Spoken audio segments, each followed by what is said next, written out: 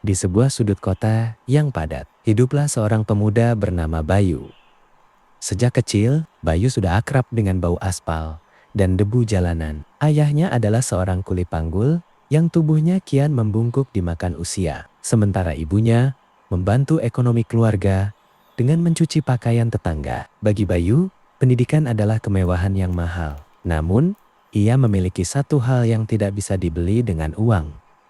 Ketekunan. Saat teman-teman sebayanya sibuk dengan gawai terbaru, Bayu menghabiskan waktu di perpustakaan kota atau mencari sisu sesa buku di tempat loak. Ia sadar, untuk keluar dari lingkaran kemiskinan, ia tidak bisa hanya berjalan, ia harus berlari. Bayu, untuk apa sekolah tinggi-tinggi? Ujung-ujungnya paling jadi kuli seperti bapak. Celetuk seorang tetangga suatu sore. Bayu hanya tersenyum tipis. Ia tidak marah.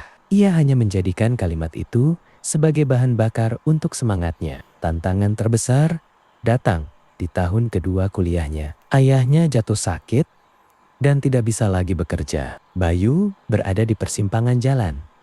Berhenti kuliah untuk bekerja penuh waktu atau terus berjuang dengan risiko kelaparan. Ia memilih jalan ketiga.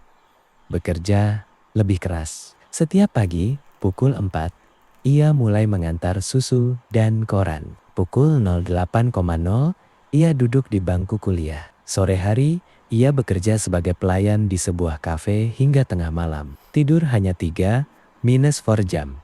Menjadi rutinitasnya selama bertahun-tahun. Pernah suatu malam, saat ia kelelahan dan kehujanan sepulang kerja, Bayu menangis di bawah lampu jalan. Ia merasa dunia begitu tidak adil. Namun, ia teringat wajah ibunya yang selalu tersenyum saat melihatnya membawa buku. Ia menghapus air matanya, berdiri tegak, dan kembali berjalan. Waktu berlalu cepat. Berkat ketekunannya dalam bidang teknologi, informasi yang ia pelajari secara otodidak dan di kampus, Bayu berhasil menciptakan sebuah sistem manajemen logistik sederhana yang membantu efisiensi pengiriman barang di pasar-pasar tradisional. Kini memasuki awal tahun 2026, Bayu tidak lagi berdiri di pinggir jalan untuk mengantar koran. Di usia 26 tahun, ia berdiri di depan ratusan karyawan sebagai pendiri perusahaan